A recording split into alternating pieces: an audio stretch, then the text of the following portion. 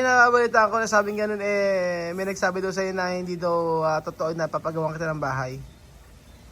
Nagsagot naman ako doon na... Nako, ano ba nangyari dyan? Bakit nangyari po? Nagbebenta na, Billy, nagbebenta na si Kuya Beljun. Oo, ewan ko ba? Ano ba yan, Kuya Beljun? Bakit tinalabas mo yung mga gamit natin? Masakit daw kaya mabawasan niya. Ate Janet, dadalhin nyo lang sa bahay nga. Ano, Ate Janet? Hindi, iayusin natin lahat yan. Beljun, yung ano mo, tawag doon, iayusin natin lahat ng... yung, balik mo sa dati yung pwesto. Kasi mas maganda yung dating pwesto. So, wag tayo maglalagay. So, for today's video, mga amigo, ay linisan ng opisina. Tayo, mga kababayan ko. At yung aquarium mo dyan, ba talaga aquarium mo? Iba ba si dati? Sabi aquarium talaga yan. Bakit? Hindi, ibig sabihin, basta ito, balik mo to. Turo ko sa'yo. Sige, ito yung kabila mo. Wala ka ba lalagyan ng mga gamit mo? Para maganda. Tapos yung TV na ito, ilagay na sa sa... Lagay na doon sa bahay namin, tsaka sa bahay natin, Janet. Sa pinangarap-harap. Sige, mahusay, ano? Oo. Sa gabal. Sa ilang mga tauhan ni Kuya Ramel. Ayan. So, for today's video, mga amiga, maglilinis po sila ng opisina. After 2 years po, 2 years, after ilang taon, ay malilinis ito. Dapat talaga linisin. Oo. Marumi. Paano hindi naman nililinis? Kasi si Kuya Bel, nililinis lang dito yung mga nakikita niya, mga sa ilalim, mga tulog. Ayan. Video na puro paninira siya sabi sa'yo ni Billy. Si Billy. Puro paninira sinasabi. Kalapit ang bayan, hindi mo naman punasan itong mga... Sabi nga nun, hindi ka raw naglilinis. Iwasan ko nga ito. Gusto mo ba ibulgar natin yung likod nila Billy? Gusto mo ba ibulgar natin yung likod ni Billy kung gaano kalinis? Ay, may mga manok. May mga lamok. Mga manok ng mga karne dito. Sige. Gusto mong napapahiya, Belinda. Kuya Bel, ayos, may bibig mo Sige, sige na, maglinis na kayo. Ano pa ang ginagawa ninyo? Tapusin. Axel! Alas 10 pa lang ng umaga, nagsosoft drinks ka na. Sino ba bumili niyan? It's not good. Bili mo pa inumin yung soft drinks yan. Ang bata hindi pa nagsosoft drinks. Sino ba nagbili ng pera dyan? Saka na naman naka-adoit, ha? Bakit ka nagsosoft drinks? Hindi okay. Nakuha ka ng coins dito sa dito mo, ha? Hindi mo bang pinainom yan at hindi naman tama yung... Kaya nga, anak. Tigilan mo yung pag-inom ng soft drinks. Bigay mo sa ano mo. Bigyan mo ng soft drinks. Aba hindi, okay ang pag-inom ng soft drinks. Dapat talagang hakutin. Para ito. Ito kasi yung mga binili natin para sa dream house natin mga amigo. Tsaka ayan pa, may laboratory pa dito. Kailangan ayusin. So, Nakakutin to. ito, Ate Janet, sa ano yan? Sa may taas na, ayusin natin. Pero okay naman, lagay na dun eh. Kasamahan kita. So ayun po mga amigo, babalik po muna ako kasama ko muna si Ate Janet sa paglalagay nito. So ayun po mga amigo, sinuuli namin ay nilagay namin sa taas yung yung mga comforter. So nabudol kami doon. De ano yun? Sale sa may Mandawi Pong. So kung bibili kayo, maganda sa Mandawi Pong din. Actually, sale sila ngayon. Kung di ako nagkakamali, buong April. Buong April sale ang Mandawi Pong. I think nationwide siya. So, maraming kayo mabibili doon na mura lang. May 1,000. Ganun po mga amigo.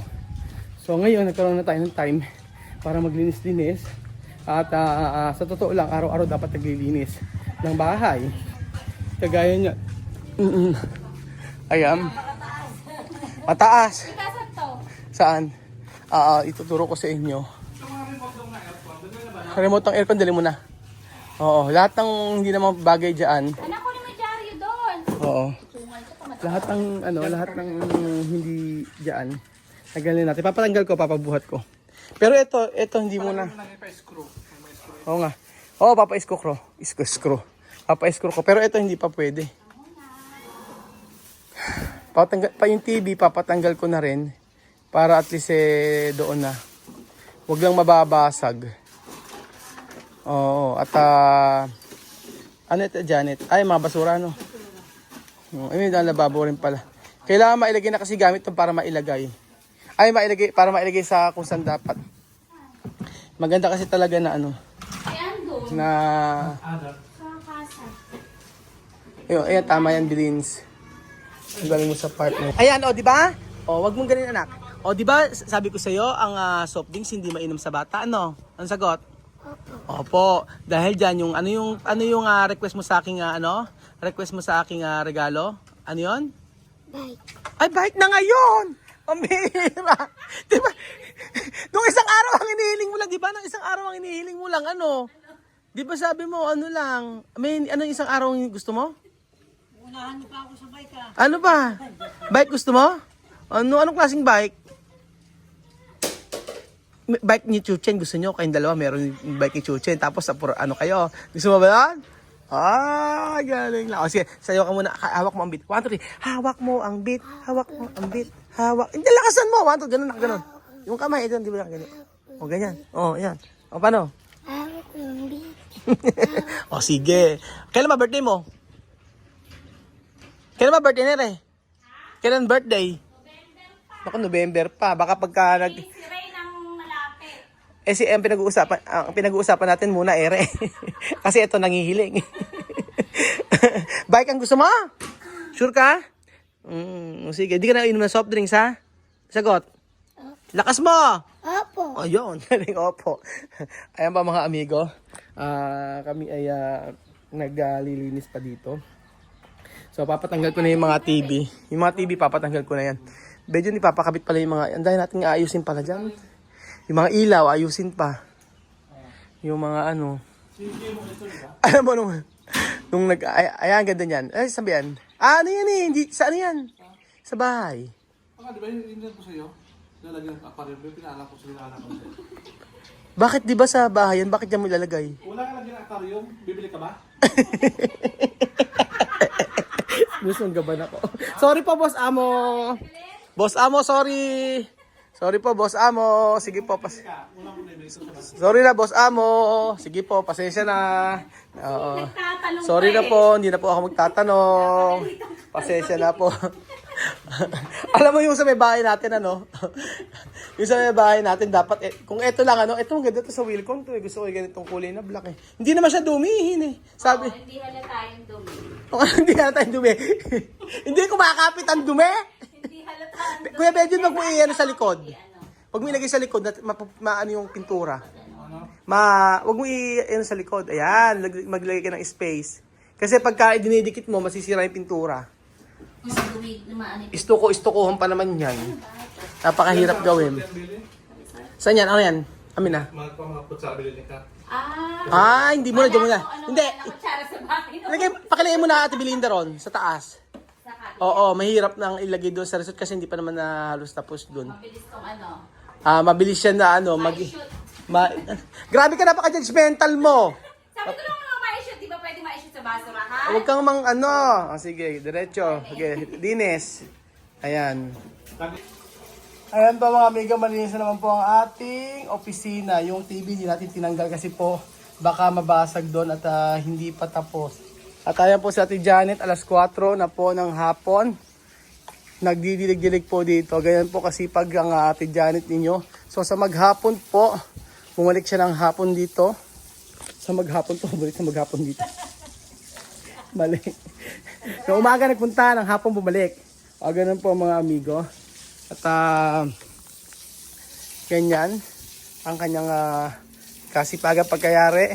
Maganda yan Ate Janet after ng ganyanin, wawalisan. Para sa mga dumi-dumi. Ano, nagtanim ko na yung ano. Nagtanim ka na. Para manguha. Ano na? Santol. Nung Tapos kukudkurin ko yun. nung ano? Buntis ako sa pang-pito kong anak. Ilang months? Di 7 buwan. Ay, pitong buwan pala. Ibig sabihin, marunong ka marunong ka makyat ng puno? Ano, santol. Dahil kukudkurin ko yung ano, santol. Pag ba nanganganak ka sa bahay lang? Sa bahay ka nanganganak? Bahay lang. Kaya mo magpanak sarili mo? Ay, hindi. May kumadrona? Pero pag nanay ko. Nanay mo lang? Lahat ng anak mo, nanay mo nagpanak sa'yo? Ay, talaga ba? Ay, maliban kay Nini sa lahing anak niya. Nararamdaman mo, labas agad, ganon. Hindi yung pag naramdaman ko na may dugo na. Oo. Ayaw pa maniwala ng midwife na mga anak na ako, nagputok na nga yung panong bigin. Sabi niya, ay, ang lit ng tiyan mo. Naku po, nagkukwentuhan sila. Naku, pinahiga na ako. Naku, lumabas na yung bata. Diba si bata? Tapos, Tumawag lang ako na nakalabas na po. asan ka? Nasa laing eh. Ay, lying in. Hindi ka naman naanuhin ng ano. Oo. Ibig sabihin, lahat ng anak mo, madali kang mga anak. Ganon. Sino pinakamahirap? Panganay, saka yung bunso.